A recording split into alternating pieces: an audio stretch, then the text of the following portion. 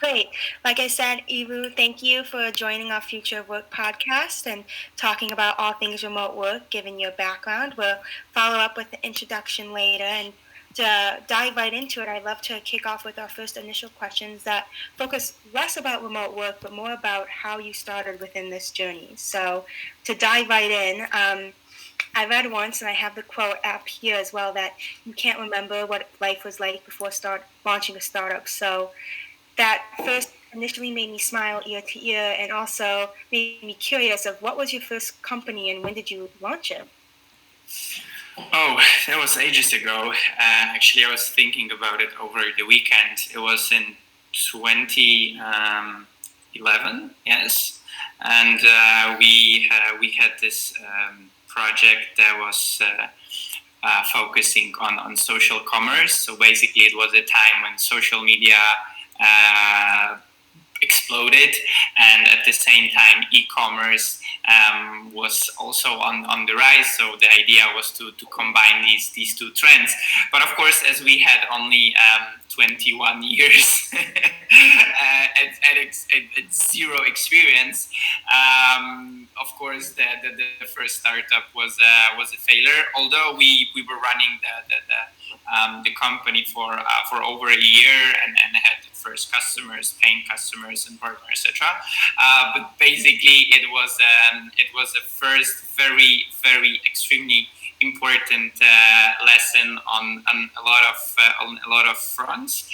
But when I'm thinking about it now from the perspective of 9 years later, you need to embrace the failure. Actually, it wasn't the first one. So you need to just learn, and that's one of the ways how you can grow. Those are like cheesy, obvious things, but in my case, there were like so many examples that you need to try and try and try different angles, and then at some point something will work out. I think that's a great lesson, and it kind of goes along the quote that's often shared where you have your successes and then you don't have failures, but you rather have lessons. And so I'd be curious to know what was one of those lessons learned, if you could give us a little sneak peek into what was that. Yes, a lot of lessons, but probably the toughest one was that you should never, ever do businesses with your friends, including your best friends. In my case, actually, there wasn't the first startup. That was the second one. But doing a business with one of my best friends turned out that we are no longer not even friends, but it's like the end of the relationship in general. So like not diving into unfortunately nasty details. That was one of my lessons that then I try to keep separate the life, the private life, friends from the professional life. So that was the big one that brought unfortunately a lot of pain and bad memories. But of course, as I always try to stay positive and look at as a positive at the positive side of things. There was another lesson what you should be not doing and remember that. And another one that is actually connected with remote work. My first job that I got in 10 years ago. Whoa. It was partially a remote job. So we started a project at a digital marketing agency, and at very short time we were offered to also work remotely. And the lesson from this moment was trust. Something that I'm preaching and talking about, and probably we will touch on this topic in a second. But my first employer showed me a trust without looking behind my back and like looking and doing, okay, those are the things that I want you to deliver, and we will look at the results. And that was also something that I did my best to embrace in any company startup environment that I was a part of. Yeah. Those are great lessons, and I'm sorry for the loss of your friendship, but I can sense your positivity through this, and I think you're thinking at it in a great lens. And um, like I said, it's all lessons learned. And now, what number of startups have you founded? If your first one was founded, if I do the math correctly, when you were 21, what That's number are you correct. on? Yes. So Remotehow is like officially third project that I'm working on. Yeah. In between, I was a part of another startup called Shopgate. I was there for almost 6 years. When I joined as an employee number 42-ish, if I'm correct, and then the company grew to over 200 people. And I also moved to US to help the growth there. So that was the time when there was no startup life. I mean, it was a startup, but not the startup that I was founding and running. But that again, speaking about the lessons, it was an amazing experience to be a part of such environment and also see what you can do good, what kind of mistakes you can also make, not to repeat them in the future. And I guess this is something what a lot of young founders are missing. To be first a part of this of a company that is aiming to grow fast and is making a lot of mistakes. So then in the future, when they are setting up their own business, they have the experience. I guess it's easier, but if you come up with an amazing idea as before getting a first job, then go for it. Mm-hmm. And can you tell me a little bit about the founding story of Remotehow and what was the why behind your desire to build it? Sure. So, as I mentioned before, my wife and I moved to US when I was working for Shopgate, and we noticed a very interesting trends going on. It was 2017, so a couple of years ago, different reality. Especially looking from the remote work perspective. So first of all, obvious thing, humongous talent shortage on the business side. So looking for new hires was a true challenge. We lived in Austin, which I'm a huge ambassador of. Austin is one of the best places to live in the world right now. But anyway, so we are in Austin. We noticed this obvious thing on the talent shortage side, and then we see that the expectations of the workforce are shifting. We started to hear also from our friends, a lot of people in the office were millennials, the whole experience over possession aspect. And I started to look into that, and I noticed that there's a huge topic connected there, the freedom of choice, where and how you work, which obviously leads to ability to work remotely. So I started to ask myself a question: hey, can we make people happier by giving them what they want? Meaning, I want to work whenever I want, so I'm not tied to office, to one specific location. And then on the other side, help businesses both find people easier because they can tap into a wider talent pool, not just the city where they are located, but also at the same time make their employees happier by meeting their expectations. So the founding story was to kind of try to connect these two worlds on a common mission. And this is what we are doing since the day one.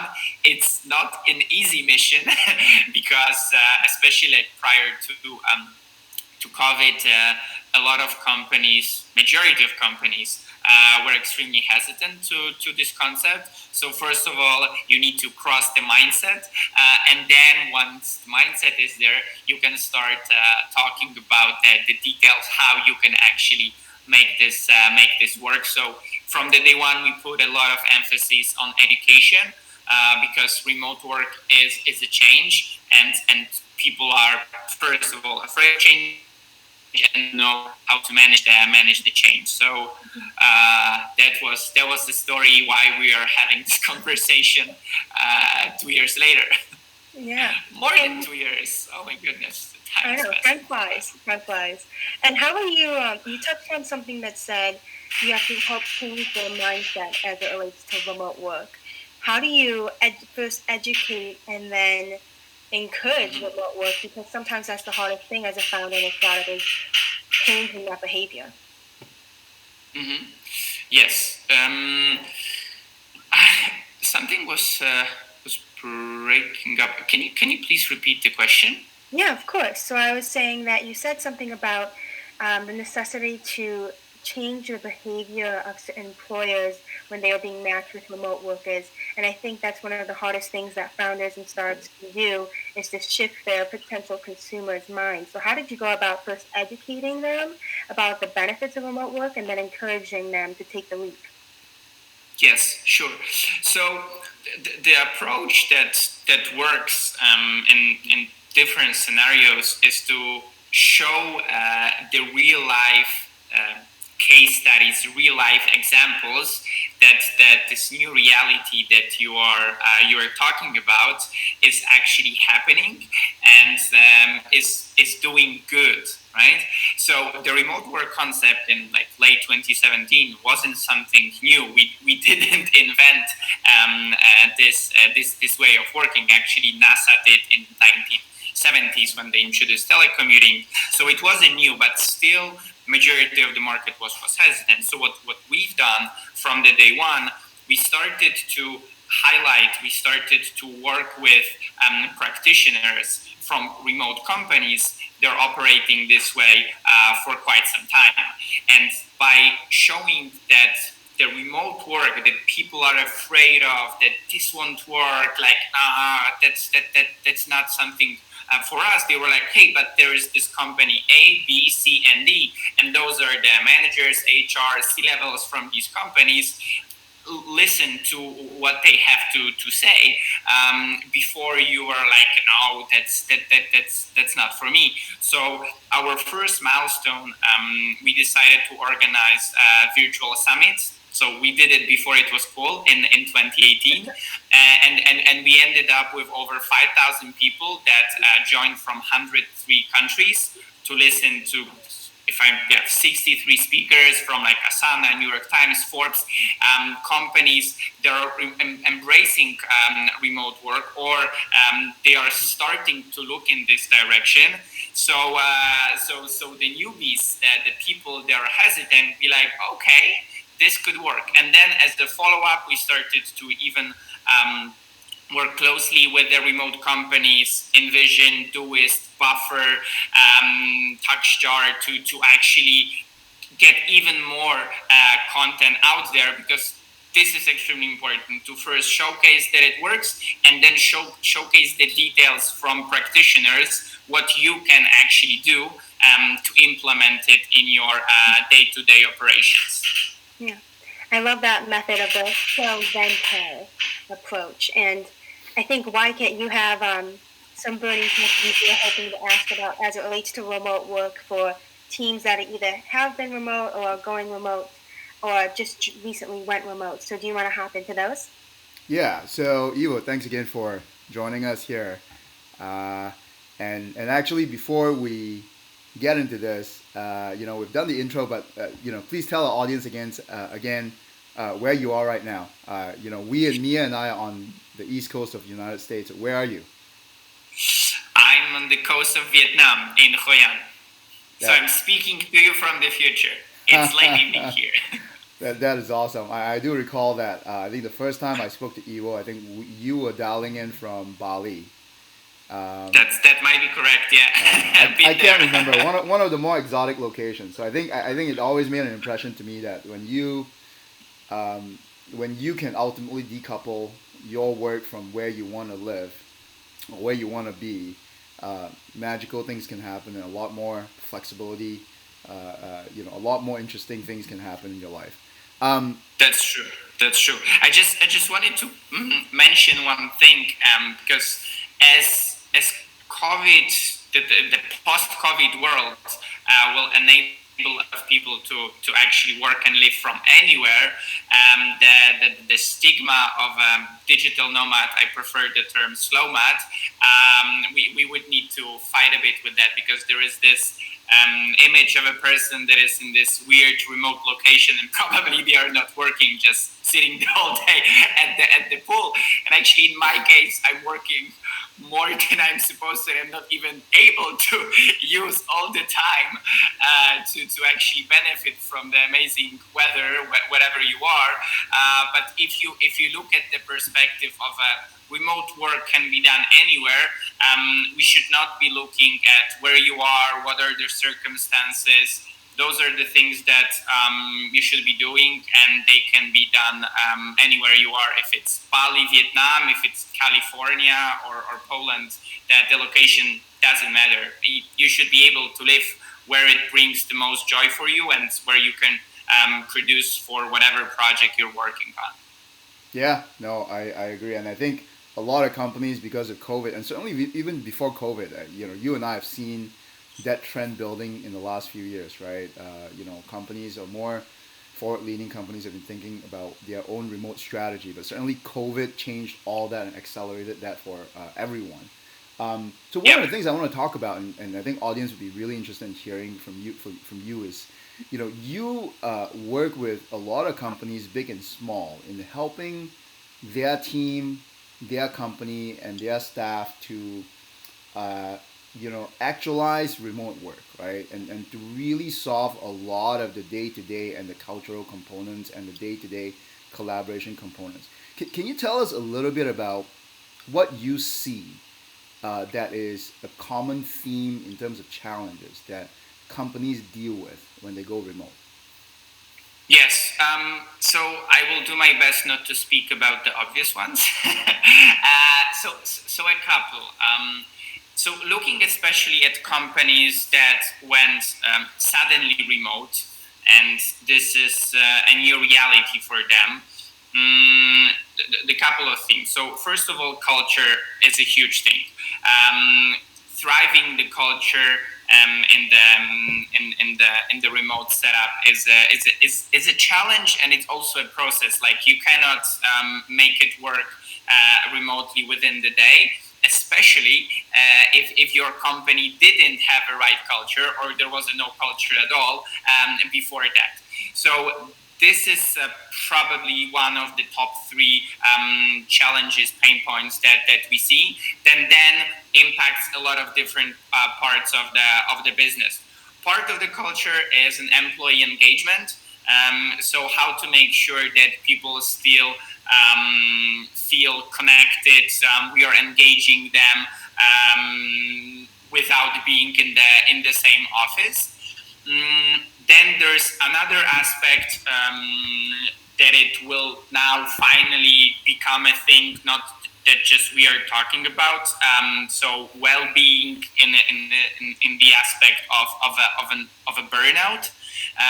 This is what I heard a lot of times on multiple webinars that I was a guest in the last months from individual contributors, how I can not overwork, because I'm basically connected all the time and I'm online. And if someone is messaging me at 9:30 p.m., should I respond? Like, what is the protocol? Because of course there is no protocol internally, because remote just happened and no one knows what to do. So kind of putting all these things that I mentioned in one bucket. Those are more things related to social / soft skills that companies struggle with in the big picture. So this is one side, and then the other side.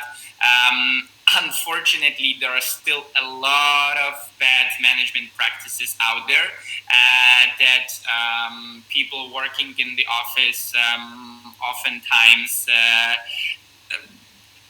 do, and this is something that it's hard to remove from their old bad habits. So that leading the distributed team has a lot of similarities, and a lot of similarities are on the good management practices in general. So this is kind of the other challenge that we see, that companies need to finally start removing micromanagement, starting to trust their employees, focusing on the outcome. So things that are not purely related to remote work, they're just the way how you should be working and running your team, running the company. But right now, remote work trend is accelerating these best practices. So quite some companies will struggle in this transition period. But as I mentioned before, it works if you do it right. Got it. No, that's really interesting. I think you've pointed out some uh, non-obvious challenges I think people see, right? And when they um, you know uh, sign up on Remotehow and use your services, when companies do that, what do you do with the companies and the employees to kind of get around and get around some of these, help them solve some of these issues? Yes. So we have a couple of components on our platform. So first of all, we are focusing on education. So helping managers, HR, and individual contributors go through the set of best practices. We are running blended learning experience programs where we brought together the top subject matter experts from remote companies to help spread the best practices, the knowledge that they have to people that are either already work remotely for quite some time, but they never learned how to do it, or newbies that they're just starting out. So there's top-notch knowledge, both asynchronous and synchronous. We have live master classes as well, so people are learning how they should be doing this according to best practices. And then there is a second component that we are just launching, and this is one of our responses to the massive growth of remote work. So we are launching a virtual co-working space to address some of the issues related to driving the culture and employee engagement, well-being, as well as the fact that this year canceled all events, conferences, meetups. So basically, we are replicating the experience that you can get in a co-working space, let's say WeWork, on the networking, knowledge side of things, as well as well-being, to help companies facilitate these aspects internally without heavy investment, heavy time investment, especially to do them in house. So both education as well as community. Those are the things how we help companies in the remote space. No, that's awesome. Interject right there. How do you, if to not dive in too much of your upcoming launch, but how do you replicate the serendipity that comes from going into an in-person conference or walking into a WeWork and sitting down next to your coworkers? How are you bringing that within your new virtual co-working space? Sure. So couple of aspects, but I will maybe mention one that will be available when we launch, which will happen in July. So we will have water cooler rooms where people can join anytime. There will be theme rooms on specific topics. There will be coffee breaks, just in general, if you feel like talking with someone, or if you feel like discussing a certain topic. So this is the I would say random discussions that are just happening, and then replicating the events, conferences, meetups, and networking through scheduled events with one of the greatest top subject matter experts that we have, not only on the remote topic. So you will finally have a chance to actually interact with them, because most of the time when you are attending an event, the speaker right after the talk is like either running away, or there are like a group of 50 people jumping and trying to ask questions. So we wanted to make it more intimate, and actually give people a chance to interact. So actually on aspects, it will be even better in the offline world when it comes to the quality of the interaction and the knowledge that you can take from it. But of course, moving forward, there are a lot of ideas, product related, how we can tackle that. But of course, I wanted to mention that we are not saying that you should be not seeing people in the offline, in the real world, right?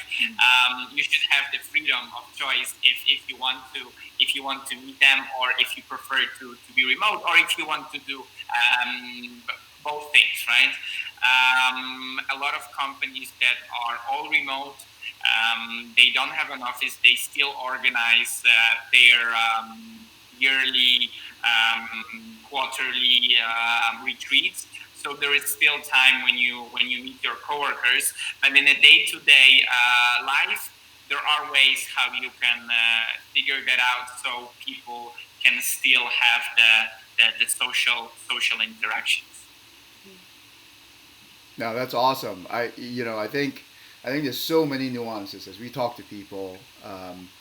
All the issues they don't know what they don't know until they get into it, and so much is also driven by culturally how the team gels, how the team is run. We hear when we talk to people, we hear kind of different shades of gray, but there's definitely you know we see shades of the same color, right? As I'm sure you do as well. Um, One of the other questions is as a follow up. Specifically, we hear a lot about the lack of serendipity, right?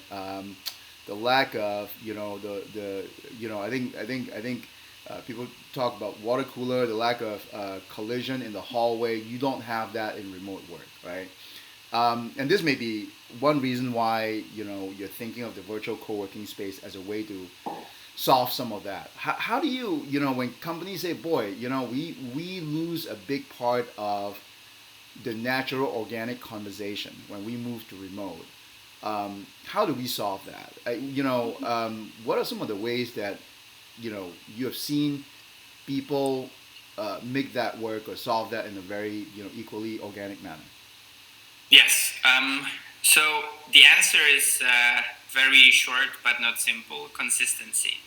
So there are ways how you can address it, but what you need to be aware of, that you need to be extremely consistent, and thoughtful, and look at this as a long term slash never ending project that in some companies even have an owner.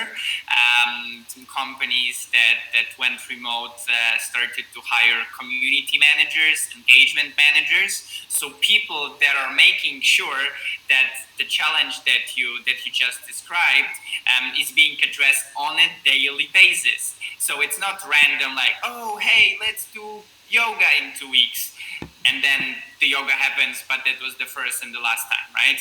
Or like a lot of different things, like coffee break at 9:30 a.m. so we can have these conversation. How was the game last night, or like whatever the topic is. So consistency and having an owner, where the main goal is to actually work on the culture, and replicating these good office behaviors and situations, not the bad ones. I think is the key. And my prediction is that we will see a humongous spike in people that are responsible for community management inside the organization. So like kind of internal community managers, or if a company is not big enough, then companies will look for ways how they can kind of like outsource that. And then For larger organizations, when we are also talking about the processes around remote work, head of remote will be also the new thing that will also help to implement these best practices. They are helping to address the challenge that you mentioned. So actually, you brought up one question of I've always wondered, right? We're seeing, or I'm seeing, uh, some companies starting to open up positions for head of remote.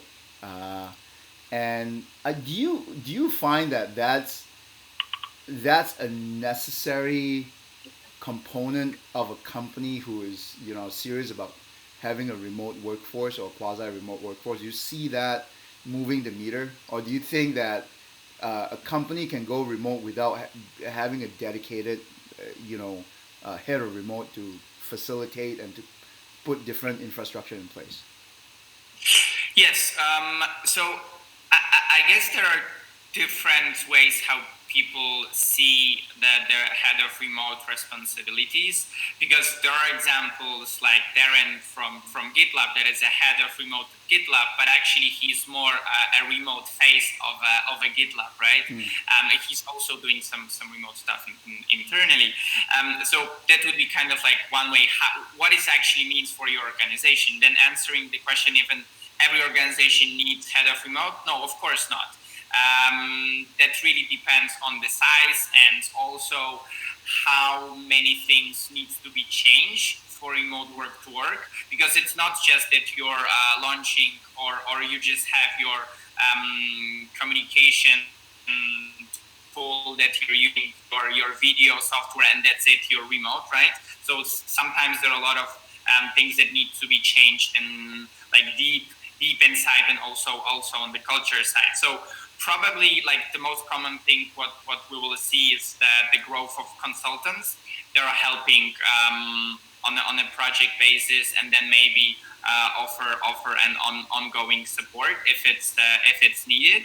And then for larger organizations, then probably the head of remote position will stay for longer. But then it's the question, what would that mean if it would be more on the operational side, PR, employer branding, like what would be the final set of responsibilities for such person. But I would say it's case by case. Some of them would need someone 100%. Some of them will be fine without. But you need to ask yourself and question and answer honestly if you need such support or not. A lot of companies will realize that they have a lot of challenges independently from remote work that needs to be addressed right now, because otherwise they will fail, especially in the hybrid setup where you will have both people working remotely and in the office, which is the toughest one, but again, doable. Yeah, that's one of the things that I think I've heard. I've heard quite a bit. People who have gone non-remote to quasi-remote or fully remote, right? Which is, team or workflow issues that are smooth over or that are hidden because you're all in the same office. That surfaces quite a bit when you're remote, right? Because you don't have let me walk over to Mike's cube and talk to Mike to solve this because we didn't talk about it in the meeting, right? Yeah. Process or structure. Ironically, I think uh, uh, uh, you may not need a lot of those when you are in the same office because you can just walk over. But being remote, Yeah. a potentially different time zone, which is a bigger challenge, you kind of need that process to put in place at least to facilitate some of these touch points. So it's interesting you mentioned that. So. Yeah, exactly. And if a company has these processes and proper behaviors in place, actually becomes more efficient and people are more productive. So totally different, maybe not different vision, but kind of an outcome of the explosion of remote work. We might end up, fingers crossed, with a 4-day work week. let's see. That's another big thing that I'm hoping for, and maybe I will find some time to to go on a mission to to promote this. But if we think that companies are actually becoming more efficient, people are more productive, then maybe a way would be to like, okay, those were 5 days, now you can work 4 with the same results. Buffer tried it actually in May. I'm super excited to hear what were the results. That's awesome. That's awesome. Um, one other question that I have in mind is, that, as companies, more and more companies are sort of thinking about, well, how do we even go remote, or we have to go remote. What are the 101s? What are the sort of the basics, right? If there's one thing you could, one advice, the one thing you could tell company to do or be mindful of in terms of just that would make their remote process or their remote team work better, what would that one thing be? Think of this as sort of the equivalent of eat your vegetables. What would it be? Trust your employees. Ah, trust your Yes. employees from what perspective? Everything. From every single perspective, I would even say that make sure that everyone trust that the trust is the common denominator within your company. Doesn't matter what's happening. We all trust each other. This is one of the foundations, but to me probably the most important one, because if there is a lack of trust, then it impacts negatively a lot of day-to-day operations, culture, everything. So I would ask myself a question if I'm the CEO, founder, head of HR, manager, if I actually trust everyone on my team or in my company, and if I don't, is it that I don't trust all of them? So that's probably something to fix by yourself. Or if there are certain individuals that you have trust issues, and then this needs to be addressed before you start thinking about remote work as a long term strategy. So it's nothing about like asynchronous communication, focus on outcome. Yeah, those things are extremely important as well. But if there is no trust, you would fail with how you communicate or how people deliver what you expect from them.